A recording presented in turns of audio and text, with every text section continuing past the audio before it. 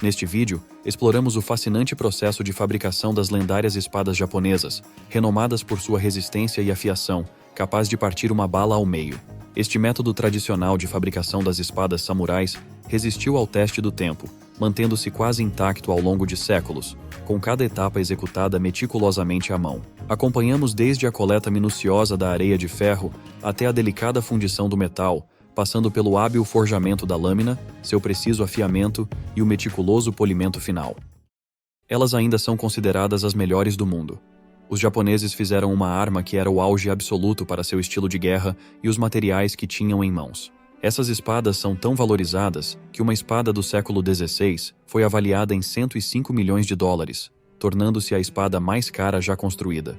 Na província de Shimane, no Japão, há uma fundição que é acesa apenas uma noite por ano, onde o aço é feito da mesma forma que era há 1.300 anos.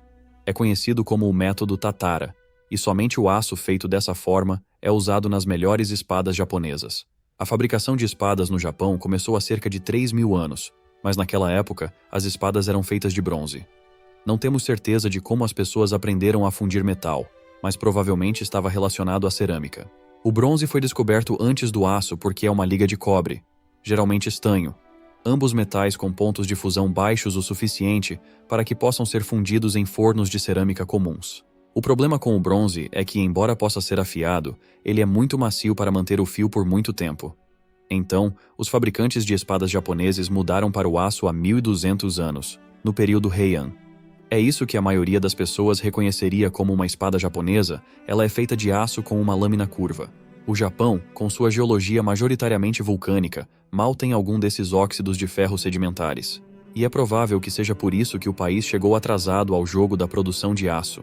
Arqueólogos encontraram artefatos de aço na Anatólia, que é a Turquia moderna, com quase 4.000 anos de idade.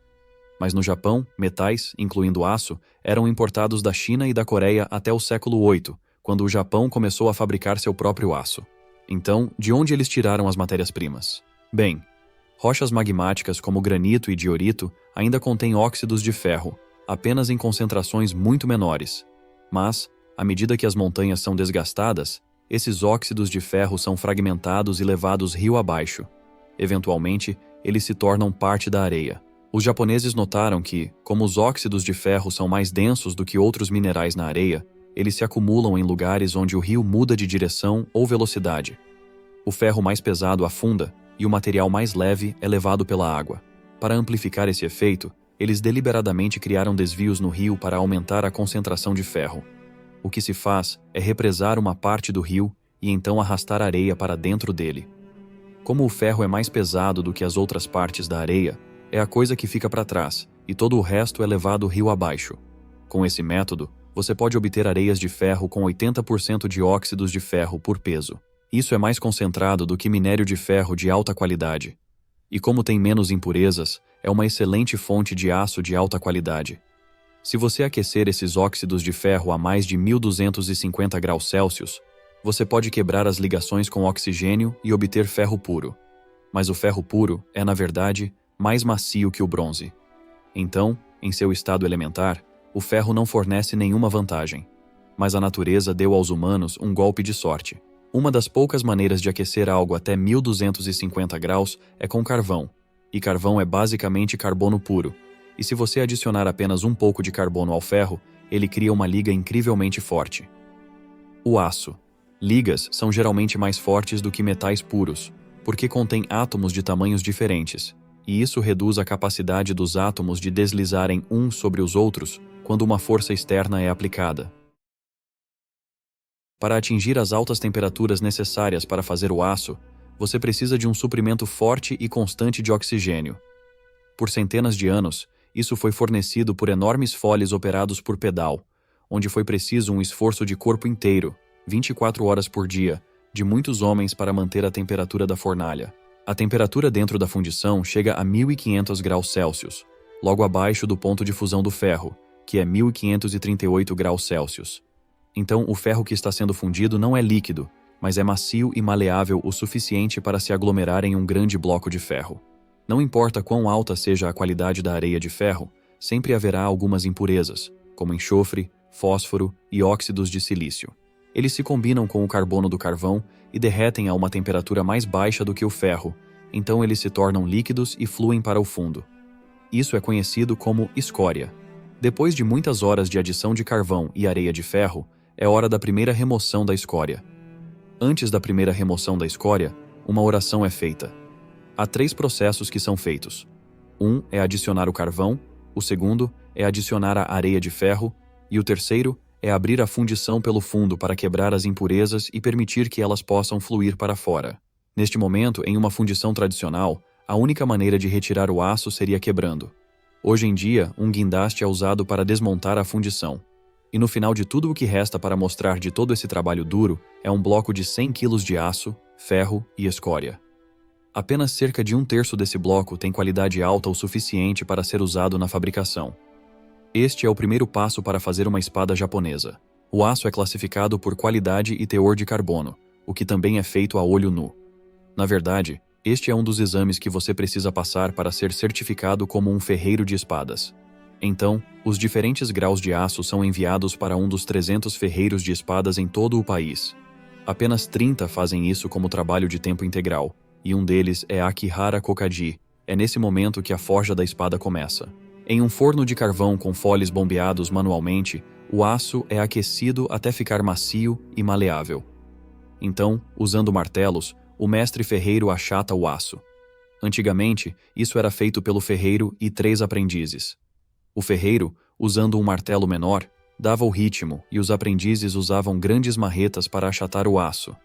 Quando o aço está plano o suficiente, ele é dobrado de volta sobre si mesmo e é martelado novamente para pressionar o aço de volta em um bloco sólido. Então, por que fazer todo esse esforço achatando o aço apenas para dobrá-lo de volta sobre si mesmo e acabar com um pedaço de aço do mesmo tamanho de antes? Bem, porque dobrar faz 2 coisas muito importantes.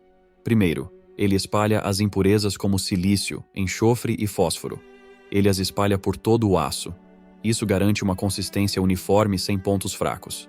Segundo, dá ao aço um grão. Depois de dobrar a espada, ela agora é reforçada na direção em que será atingida em combate, e como bônus, o aço é exposto ao ar. Então, há uma pequena quantidade de oxidação criando um aço de cor mais escura, que quando dobrado faz lindos padrões. O que os ferreiros fazem é usar aço com diferentes teores de carbono para diferentes partes da lâmina. A lâmina é sempre de aço de alto carbono para torná-la dura e rígida, para que possa manter um fio afiado por muito tempo. Mas a espinha dorsal é geralmente feita de aço de baixo carbono, o que permite que a espada flexione sem quebrar. Isso é feito soldando pedaços de aço com diferentes teores de carbono. Depois que a espada é martelada no seu devido formato, que é uma lâmina reta, ela é coberta com uma camada de argila, uma camada grossa para a espinha e uma camada fina para a lâmina em si. Ela é então aquecida na fornalha e então rapidamente resfriada em água, um processo conhecido como têmpera. A curva icônica de uma espada de samurai vem da formação de martensita. Você pode realmente ver o limite entre diferentes tipos de aço em uma espada acabada pela diferença de cor. Isso é conhecido como hamon, que significa literalmente padrão de fio. Após forjar a espada, ela deve ser polida. O processo de polimento e afiação de uma espada também são feitos à mão com pedras úmidas de diferentes granulações. Pode levar 1 mês para afiar e polir uma única espada. Às vezes as espadas também são gravadas com belos padrões, embora isso seja bem raro. E depois de tudo isso, a espada está pronta. Há algo notável sobre espadas japonesas. A quantidade de cuidado, atenção e perícia que cada passo requer, desde a coleta e refino da areia de ferro até a fundição, da forja à afiação de uma espada, cada passo leva tanto tempo e habilidade. É incrível que todas essas coisas tenham sido descobertas por tentativa e erro para produzir artefatos de tão alta qualidade que ainda são valorizados séculos depois. E você, gostou de como são feitas as lendárias espadas japonesas? Deixe nos comentários a sua opinião. Nos encontramos no próximo vídeo. Até logo!